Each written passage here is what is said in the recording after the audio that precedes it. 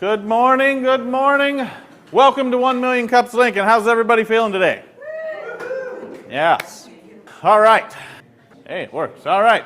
Welcome to 1 Million Cups, where our mission is to create a space where startups, seasoned founders, and curious newcomers come to build meaningful connections, collaborate, and pay it forward, strengthening Lincoln's inclusive and ever-evolving entrepreneurial ecosystem. We are happy that you are choosing to spend your time here with us in Lincoln. You can find 1 Million Cups all over the country. This is the Midwest region. They're all over the place, same time, not the same place, different locations. But other entrepreneurs are getting up and presenting in front of 1 Million Cups communities all over the country. So if you're ever traveling, take a look and find a place to go visit. This wouldn't be capable without our sponsors. So of course, we want to thank the Kauffman Foundation, where 1 Million Cups was founded, the Lincoln Partnership for Economic Development, Baird Home, Don't Panic Labs for this amazing space, Escape Lincoln, Fuse Co-working, Bob's here, The Mill for our coffee. I think it's Guatemalan, is that what it said this morning? Dow from Merrill Lynch. She did get back from her trip to Vietnam, but she has a little bit of jet lag, so she'll be here next week. And then Allo Stream. Also, thank you to our organizer team. In attendance, we have Abby with LPED. We have Dave. Where's Dave? Dave's over here with UBT. Sarah Spitzen, now with Olson. So congratulations. My name is Dane Patton. I'm the founder and owner of Bats to Rats Wildlife Control. And we also have Amy Jurgens, Vaughn Carter, Lindsay Harubi Yardley, Ann McClure, and of course our leader Dow Starita. Please take your phones out and get checked in. There's some of those QR codes on your tables or up here on the screen. We just like to get the numbers of how many people are showing up so we can report those to the Kauffman Foundation. And then once a week, you'll get a notification through email of who the next week's presenters are. So please come back, maybe invite a friend.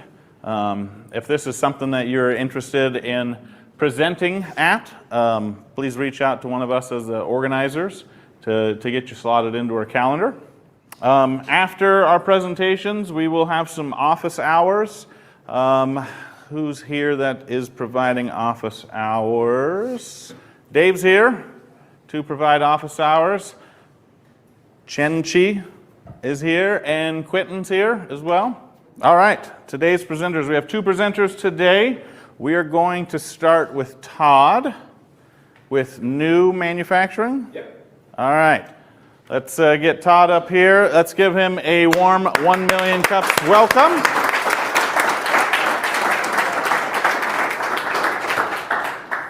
Thanks, Dane. I'm Todd Price with NUE Manufacturing, Welding and Fabrication. I'm going to be talking today about the company, our mission, what we're doing today, and what we're planning on doing in the future. In the meantime, if you all would like, I have a demonstration of our capabilities, skill-wise. This is a square box that I made out of 2x3 1/8-inch steel tubing. The goal with this was to make it completely square, up to a 1/16 of an inch tolerance, plus or minus, and a high degree of flat when it sits flat. You can see I'm pushing a little bit there.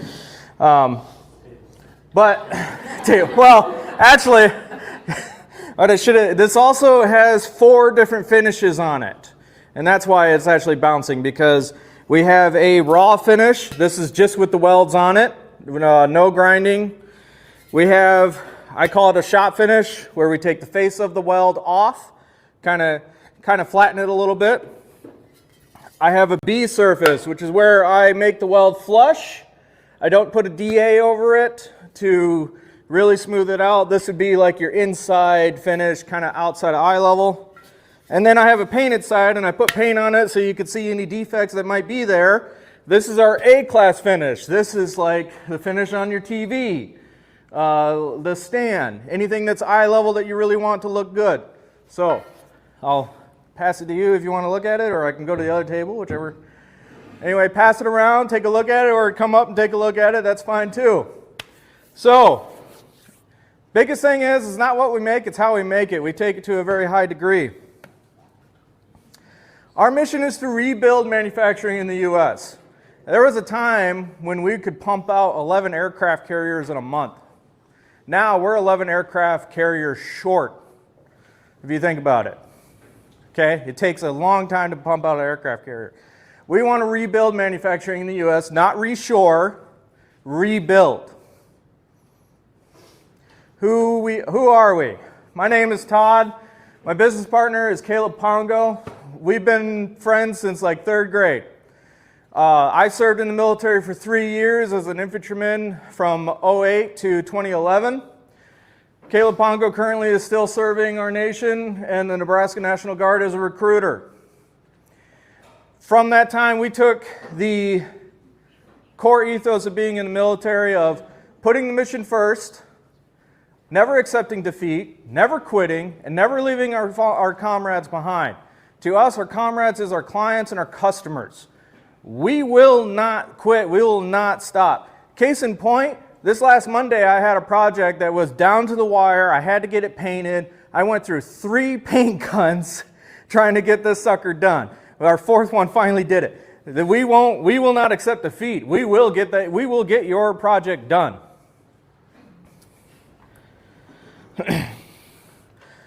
Little case example of some of the stuff that we made. This is a flag stand for a scout group, church scout group. We painted this ourselves. We built it. Over here we have some custom speaker stands that we made actually for the same church. And then just a little fun project I did. I like to make little things, keep testing myself as a welder, my capability of building stuff. Those are coat racks. Some more pictures. We got an exercise equipment. Picture of my shop. Very simple. If you talk to me a long time, you find out I really like Henry Ford Sr. That dude built his first car in one of those garages for horse and buggy carriage. Those things are tiny. As you can see, I got a much larger space. We will build a much bigger company. Another piece of gym equipment. Some dumpsters that we made for gentlemen. We still make these. These are 2-yard rear loads. And we do these as in like orders of 10. One of the things that we really like doing is we like taking people's problems and treating them like a puzzle. So in this situation, a farmer was running down to the wire. He wasn't able to get all of his tillage done. So he came up, he had this blue piece here, and he wanted to attach this to his tiller. We came in, we designed the frame, and now he was able to pull 2 pieces of equipment, doing 2 jobs at one time. So you figure do field prep, taking 90 hours of work and condensing it down to 36. Not to mention the gas, exactly. 1 trip instead of 2. If you want something modded, we can mod it. You want something built, we can build it. Your problems are our puzzles. That's it. Like, this is a field truck for a junkyard. They ripped their bumper off, they need a new one. We can repair stuff. We repair handicap, we can work on aluminum. There was a big heavy door for one client. They didn't have a way to hold on to it, and it was a big giant sailboat. So a big thing that 1 Million Cups is always asking people up here is, what can 1 Million Cups do for us? And I do have that here. But part of rebuilding manufacturing is going against the grain a little bit because of how our market views manufacturing today. So I actually want to flip that on the edge on that. And I actually want to formally invite you to join us in our mission to rebuild manufacturing in the U.S. You see a lot of fabrication and go, well, Todd, that's a generic weld shop. Yes, because we're trying to build these and fund our own research and development. We want to build hybrid K-trucks, which are those small Japanese trucks. The farming equipment, a big thing for us was that reduced the cost per acre in working on the field. We want to fund our research into that and making a new row crop tractor and a new farm system for farming equipment that would virtually eliminate the fuel cost per acre, which is the largest portion for a farmer. That's our goal. So why do we want to fund it ourselves? It just kind of boils down to, if we fund it ourselves, we can continuously pursue the mission of rebuilding manufacturing. So we take on jobs like mobile repair work, in-house fabrication, custom fabrication on steel, stainless, aluminum, so that we can pay our bills and buy our own materials, buy our research, and build our prototypes in-house to keep everything here in the States. It's not that we're opposed to outside investment. We're not. It's that outside investors probably don't really understand that we're trying to keep everything here in the country. What do we need from 1 million cups? We need connections with property managers that have like steel staircases, handrails, any sort of repair work that they need done. Maybe they're planning an expansion. Maybe they need some work with their pool, the stainless steel aluminum on the pool sites, things like that. We can fix all that. Manufacturers that are looking to outsource. Anybody that knows the project managers, the people that make decisions for like Kawasaki or Tenneco, Tampco, or Tempent, those, I would love to be able to meet and talk to those people and see what I can make for them, see how I can help them make more of their products here in the United States. Farmers needing repairs or things built. Farmers don't really come to network meetings like this, but we are in Nebraska. I'm assuming everybody knows a farmer or two. Project managers, people building buildings, houses, it don't really matter. Anybody that may need metal worked fabrication, those are the kind of people I want to talk to. We are looking to expand our equipment list on our mobile welding setup. We want to get a battery operated welding machine. I demoed one the last couple of weeks. That thing is amazing. I really like it. I am looking for some financing to get it, because normally I buy all my equipment by hand, pay for it completely. I don't like taking on a lot of debt, but this piece of equipment I think is going to be worth it, because I think we'll pay it off very quickly. And a business lawyer.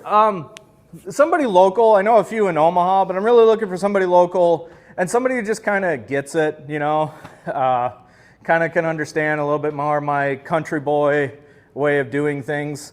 The picture of me and Caleb, we play a lot of airsoft, and I can hit a golf ball at 300 yards. I can't hit a golf ball at 300 yards. I've been banned from mini golf, so that's how bad I am with the golf ball. That's it. Any questions? I've got an equipment option for you for a financer. Oh, okay, cool. Yes? I don't have any questions, but I was wondering, do you have contacts at Nebraska Farm Bureau or Nebraska Farmers Union, Nebraska Farmers Network? No, I don't. So those places you may tap into and then build a relationship, and maybe offer your businesses their go-to source for fixing equipment, building equipment. So Nebraska Brewer, Nebraska Farm Network, that one I've never heard of. And then what was the other one? Well, I just Googled Nebraska Farmers Association. What's the benefit of a battery operated welder over, say, a different style welder that's gas powered? So there's quite a few benefits. The one that we're looking at is the Furonis one, and the big reason why we like it is its capacitor internal battery, as opposed to traditional lithium battery that you have to swap out. The advantage of this is we can run 30 minutes or 30 stick rods at a time off of a full charge at up to 150 amps.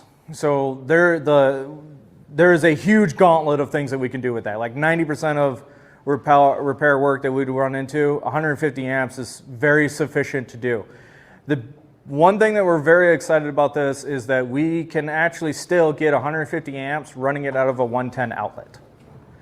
So what this means is we can go into warehouses, we can go into restaurants, we can go into apartment complexes, and instead of running 100 feet of cable or bringing the engine drive wheelbarrow welder, which is, you move it around like a wheelbarrow, okay?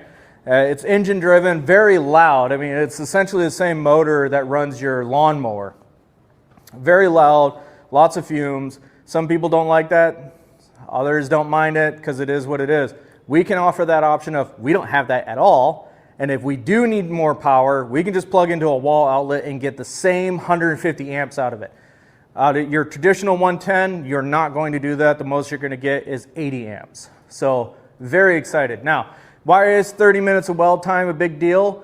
Even in your most efficient, longest running factories in the US, the average arc time, that is continuous time that the welding machine is performing the weld, is 2 hours. So this battery operator is giving us a fourth of that. That's 30 minutes of continuous arc time. I'm curious, how long have you guys been working on this? Right? Is this like 6 months, 6 years? So we will have 2 years as an LLC at the end of July. I was doing it as a sole proprietorship for a year prior to that, half part-time, half full-time. Oh, and we've recently got our entire general liability, which is why a big thing that we're pushing for like property managers and stuff like that. So that was a big exciting milestone for us to get general liability. Yes? So just, I know that you want to keep everything in-house, but have you considered like working with UNL because they have like huge agriculture? I do. So for my CNC table, when I need to do CNC plasma work, I go to their worker space over at UNL and I run their 4x4 plasma table. I mean more like research. Research? Because they have the net power, they have students. Yes. And they have the, Yeah, so a lot of networking I do is in the space with engineers and people that tinker with EVs and stuff, because like our row crop and our K-truck is better described as an EV than as a true hybrid. It just has the conveniency of having a generator on board. But for all intents and purposes, it's an EV. So I network a lot with that space and that engineering space, and also too, just as like some people like to read sci-fi books, some people like to read fantasy. I like reading popular mechanics and engineering stuff. So most of my YouTube feed tends to be those kind of channels. All right, thank you, Todd. Thank you. And we always ask, what can 1 million cups do for you? But you answered that question for us. So. Yeah. Thank you. Thank you. All right, we have another presentation today. We have Kat with Linked2Literacy. So let's give her a warm 1 million cups welcome. Thank you. Last time I was here was a few years ago, and I got an incredible intern out of the deal. Actually, one of Gordon's kids. So I'm excited about what you have for me this time. I'm Kathleen Ousey. I'm the executive director and co-founder of Linked2Literacy. We also go by L2L. We're a Lincoln-based nonprofit that works with schools, libraries, healthcare systems, community organizations across the whole state to expand literacy access to books and literacy opportunities to children and families. Last year alone, our programs helped place 138,000 books into the hands of children through family literacy workshops, foster care agencies, foster care initiatives, community partnerships, and one program that has grown quicker than we anticipated, Dolly Parton's Imagination Library. Today, I'd like to share that story and ask a little bit of advice from you guys. Many children start kindergarten already behind in language exposure, vocabulary, and access to books. Dolly Parton's Imagination Library addresses one simple but powerful barrier. book ownership. Every enrolled child receives a free, high-quality, age-appropriate book in the mailbox every month until their 5th birthday. For some families, these are the very first books that they own. L2L serves as the local affiliate for the entirety of Lancaster County and Thurston County. And we're working with schools, libraries, healthcare providers, and community organizations to help families learn about and enroll in the program. Now, almost 3 full years into this program, it's been crystal clear that building a home library is really about something much more than just books. As entrepreneurs, we spend a lot of time talking about higher education and the future workforce. And what's fascinating to me is that many of those outcomes can be influenced far before a kid even enters a classroom. So if we're serious about investing in our future, it starts here with children sitting on a living room floor, surrounded with books, listening to stories, and building language skills and discovering their world through books. So here's where the story gets interesting. In 2023, we enrolled our first 34 children. Today, we're serving more than 7,000 children every single month and are on track to exceed 8,000 by the end of 2026. We knew that this national program was very strong and has been successful in communities throughout the entire world. So we built a plan and a committee and secured funding and began developing partners. What we didn't fully anticipate was how quickly families would embrace it once they knew it was available. Enrollment has continued to climb, and our partners have become incredible champions. And in just about 3 full years, we have currently 49% of all eligible children in Lancaster County enrolled. It's a really quick growth. Yeah. Thank you.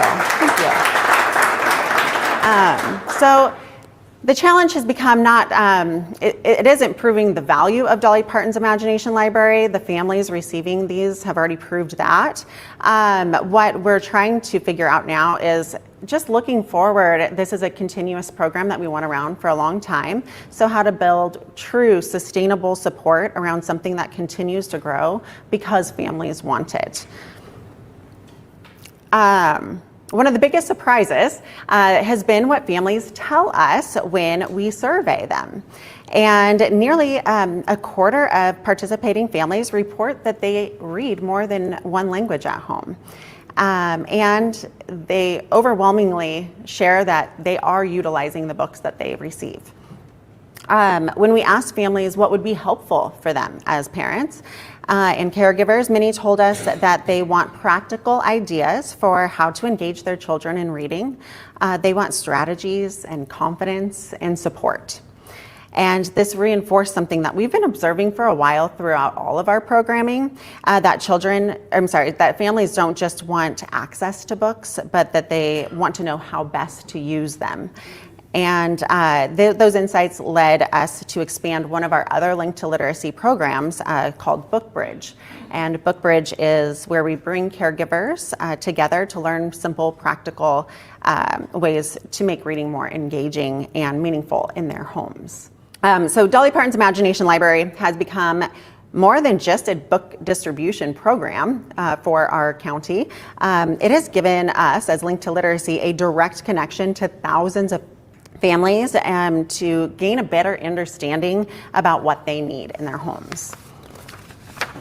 We send them newsletters, and we have an over 60% open rate of those newsletters, which I think is pretty astonishing.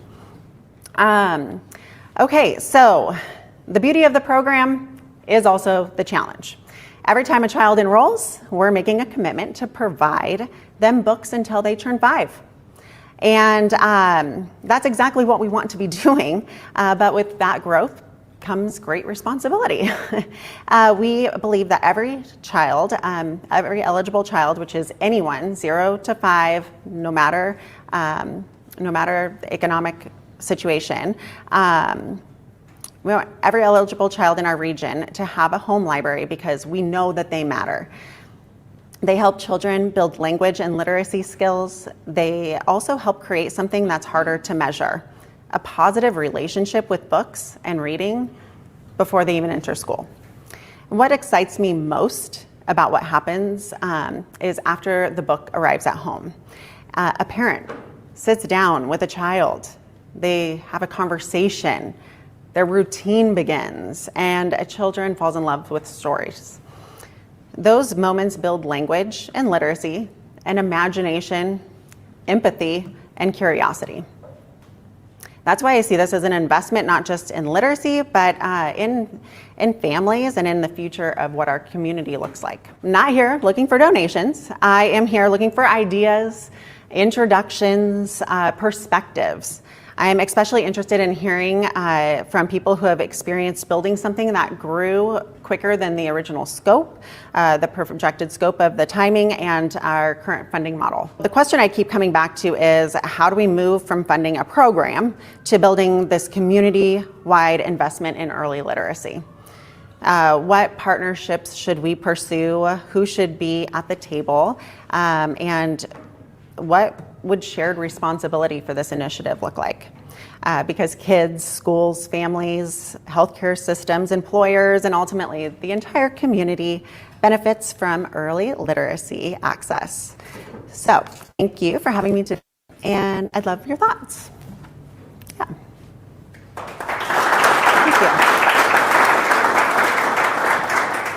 I have a curiosity question. How do you identify what books go to the children in terms of, subject matter or age appropriate or any of that? How is that? Yes, so great question. So Dolly Parton Imagination Library is a national program, actually global, and they actually set up the book list. So it is the same book. Any kid turning 3 years and 2 months this month is getting the exact same book throughout the entire nation. What's really cool about that too is communities where this has been around for longer than we have, for years and years, it's really interesting because those kindergarten or preschool teachers know that those kids all have the same 60 books at home, which can help bridge the family engagement. Yeah. You mentioned it goes till age 5. Is there like a program to extend it past age 5? Great question. Not with Dolly Parton's Imagination Library. That's when some of our other Linked to Literacy programs come into play. We work with students that are by kindergarten to graduation with other programs like Teammates or the community learning centers, some of our community centers. Anyone that's trying to do a literacy program or add a literacy component to what they're already doing, we can help them with that. Mm-hmm. Yeah. I think your question really nailed it. It's that how can you build a community to keep this program growing? Mm-hmm. And I remember when my kids were little, before they were old enough to go to preschool, I struggled to find a place to go, right? Mm-hmm. to be with other moms with young children. So I think that there are programs like Mommy and Me or Jamboree that kind of like offer this kind of space that you can go to and then tell them about this program, and also so to build a pipeline of the future clients, whatever, and then maybe you can think about starting a program to encourage the current recipients to pay it forward. Like you can adopt a family, whatever, and then pay $32 and then Yeah. for another family. That has been the struggle with with fundraising for this program. So as I think one of those slides said, it cost us, our organization, $2.60 a book for each kid, so every month. So it's about $32 a year. And we don't want to mess up the messaging where it's free for families. And so we want to keep it free for families. However, it does incur a cost. So looking at partnerships on a broader, bigger scale of how to help that in the long term, if we want this to stick around, is is kind of thing. Because what you're saying is absolutely right, but I think I'm trying to think a little bit bigger. Yeah. Go ahead. You have access to like demographics and where the recipients are within the community and sort of that some of the demographic information. Yeah. And the survey. Who manages the survey? Is that through the national organization or is that your own? No, and I have a couple of them over here if you guys are interested in that. This is some of the survey data. We send these out to the emails, and so I have another amazing intern that helps me with these, and so we have those demographics here of your cultures and languages and economic information as well, and so we have control over that. Yep. I'm just curious, so that $32 a year, is that like the cost of the books themselves or is it mostly just shipping fees? So yeah, great question. So the Dolly Parton Imagination, the foundation, they cover some of it, right? And so that's just our buy-in is to help cover the books and the shipping. On their end, they have the whole back office system. They have all of the infrastructure to help the program run. And so that cost is mostly the books and shipping. Yep. How do you sign up to get started working? Yeah, so we have these around at the libraries, at lots of different places around town. And all a parent has to do is scan a QR code or go to the imaginationlibrary.com and see if their zip code or county is open, and they can register, and it's totally free. Yep. Do they get to choose the language of the books that they receive? Great question. Unfortunately, Lancaster County is only in English. We are trying really, really, really hard to get the Spanish option here. However, some of the books are dual language. They have English and Spanish, which I appreciate. Yeah. Do you help kids that are older than 5 at all? Or once they turn 5, they graduate? So through this particular program, the Dolly Parton Imagination Library only goes to 5, but Linked2Literacy, our organization as a whole, serves children all ages. Mm-hmm. Yeah. Well, it's too young for 5-year-olds, but the idea would be to interact with the material. Like I said, every 3-year-old in July is going to get the same book or whatever across the country. Mm-hmm. There's a shared experience there that I think is pretty sweet. Like I do something that's on a national program, I can connect with people around the country. We have that shared experience, although we are separate. So is there any sort of like interaction with parents? Yeah. Sort of imagination national level? Not on a national level, really. That's something we've been circling ideas around to do, partnered with the libraries here, is to really have some intentionality around the books that they have in their homes. Yeah. Mm-hmm. Yeah. Okay. Mm-hmm. Are you guys also connected to like school and library and stuff like that? Mm-hmm. Yep. So we're connected with those types of organizations, mainly for enrollment, but not for the sustainability of funding the program. Yeah, and as a small nonprofit, we're really competing with so many incredible organizations in town for grants and individual donations. So I have some ideas of how to do business partnerships. It's amazing on each book that goes home. I didn't bring all of this stuff up here with me, but for example, on the mailing label, we can put this book was supported or was sponsored by with a company logo. So I feel like it can also help with more marketing opportunities, and I'm kind of curious what you guys think of that idea too. Got lots of ideas, but what actually sticks? I was going to ask, is it mostly funded by just individuals donating right now, or where does most of the funding go? Yeah, mostly community foundation grants and individual donations. Mm-hmm. Yeah. Does it have to be the parent that signs the child up? Could like an aunt or uncle sign up, or a grandparent sign up their kid? Yeah, as long as there's just an address to send it to. So no, we have grandparents that sign their children up too. Yeah, they're grandkids. My zip code as of right As of right now, yeah, that's how you sign up to be an affiliate with the program, is by zip code or by county, and so our entire county is eligible. Lancaster County or?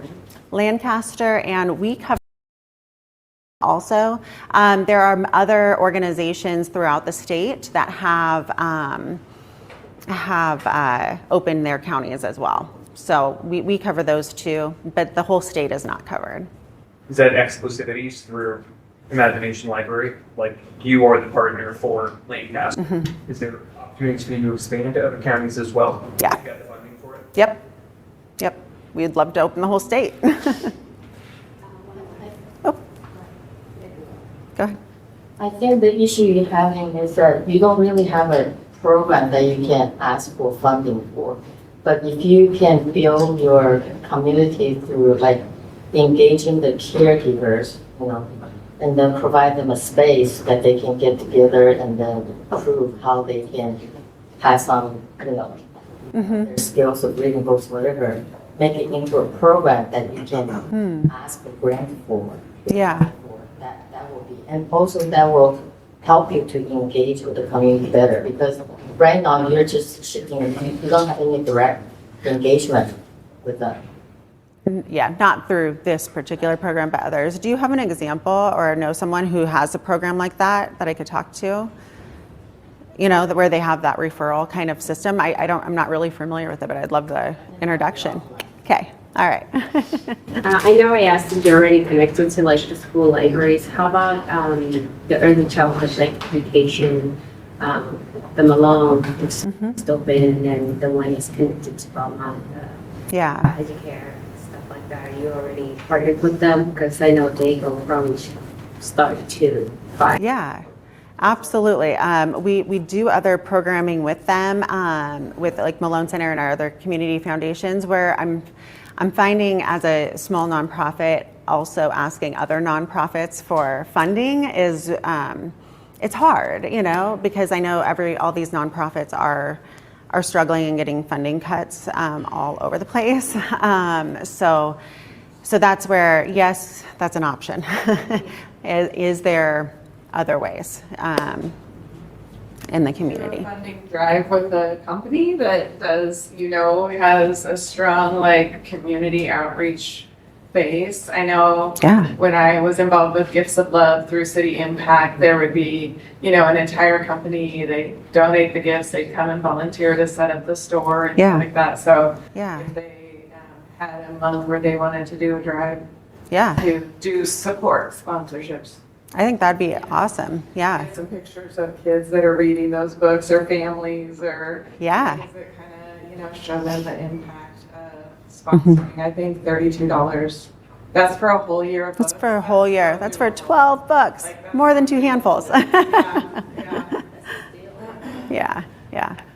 Do you have any partnerships with sororities or fraternities at UNL? I don't yet, really. I contacts because I just graduated UNL last May, and I was the president of the sorority, we would do fundraisers and really raise a substantial amount of money that, I'm thinking $32 for one a year, that would be many kids. So. Throw a Dolly themed party? I mean, come on. Awesome. Yeah. How long has the Dolly Parton program been going on? For Lincoln and for Lancaster County, we've been here for almost 3 years. We started in August of 23. Okay, so there's no August, September. Yeah, yep. It's not listening to you. It seems to me that there are so many corporations, businesses that want to have a partnership and look at nonprofits, but sometimes maybe it's just someone going and asking, and you've got employees that would love to contribute, but when you've got 400 nonprofits in Lincoln, you've got Give to Lincoln, that's what makes that reference there. But being able to partner with one and maybe that's their passion, I would love to know who that might be. I don't work a lot in that corporate space. Right. But I just think that but if you're focused on asking, if you're focused on asking for that specific type of thing, I think you're gonna find it. I think so too. Thank you. Yeah, I think yeah, as a staff of 1.5, my time is so difficult to manage sometimes that you know, knowing the right people to ask is always. Consider getting involved in the chamber because there's a lot of people in those positions in Virginia. Yeah, That's a good idea. HR, Lincoln HR. HR. That's the. HR is an organization of HR Oh. professionals. Okay. They have a lot of say in their businesses. Excellent. Good tip. And do you do anything with local bookstores? Sorry, but. Do you do anything with like the local bookstores? Yeah. Yep. We're really tied in with the bookstores. They're awesome. Many of them are sponsors of our upcoming Word Stock event, which is free books for the entire community at Antelope Park. And they are book drop locations, so you can take your used books to them, and then everybody brings all the books to Word Stock on August 22nd. And you can take as many free books as you want. So they serve as our book drop zones for that coming up. Is there a digital version of this, or like a digital twin that you have like a drop down, you have a different language, and you can deliver multiple different versions? Not for Dolly Parton Imagination Library. We do work with Unite for Literacy for that. We have a plugin on our website where you can access digital books in every language. Mm-hmm. Yep. Okay. Time for one more? Funding wise, give the dollar amount of like, in order to fully support every qualified family in current areas, like, do you have targets that you're shooting for? So glad you asked. So, so we're looking at full enrollment. So this is we're 6 months ahead of schedule, and the region leaders throughout this whole region, not just Nebraska, but nobody has grown as fast as we are. They talk about us all the time. At full enrollment, this is a $350,000 program every year. So it's a significant program. At the current rates, fully funded for eligible families in the 2 counties. Mm-hmm. So like our budget this year, or Sorry. If you were to be able to fully fund the 2 counties you're in right now, is it that 348 number that you would need? no. To fully fund for the rest of this current year? Is that what you're asking? Is that funding the 8,000 children that you have signed up right now? Right now we're at about $16,000 a month. Okay. And then as enrollment grows is our price, obviously, our payments go up. Yep. Maybe asking it in a different way. I think I've heard this question as, if every kid in the geographic area was to sign up tomorrow, how many dollars would your program be? About $32,000 a month. Yeah. Sorry, I don't mean. I know. That's a lot to ask for, but that seems reasonable. Right? I know. But, yep, we just need a few more partners to make it happen. I don't think it's unreasonable either. When you're and that's when you're reaching, you would be reaching 19,000 kids. 19,000 kids for $32,000 a month. Is there any commitment moving towards a digital reader? Switching to digital reader, a Kindle type device? Yeah. Because then your monthly costs drop to basically zero, right? That's not how this program works, and our organization believes there's lots of value in a paper book. So I'm sure there's something out there like that. There's no feeling quite like curling up with your kid and reading a book. Yeah. Thank you so much. All right. Thank you. Oh, thank you very much. Appreciate it. All right. Thank you for attending another edition of 1 Million Cups. Any events, announcements that we have going on? I don't have my slides here. I know that we normally have the coffee Crescent Moon, 8 to 9 on Thursday mornings. Then we have Friday Founders, as we're still doing that at Boiler Brewing Company, Fridays from 4 to 6. I think we're officially moving to the last Friday of the month. Last Friday of the month? So 4 to 6. Okay. Anything else going on? Oh, tonight the concert down here, the Telegraph District, their second concert of the series. Constellation Studios has grand opening on Tuesday, June 23rd, from 4 to 7 p.m. It's right near, there, on O Street here. Okay. Anybody else have anything going on exciting in the community? All right. Welcome, or thanks for coming. If there's any coffee left, grab a cup of coffee, do some connecting before you take off.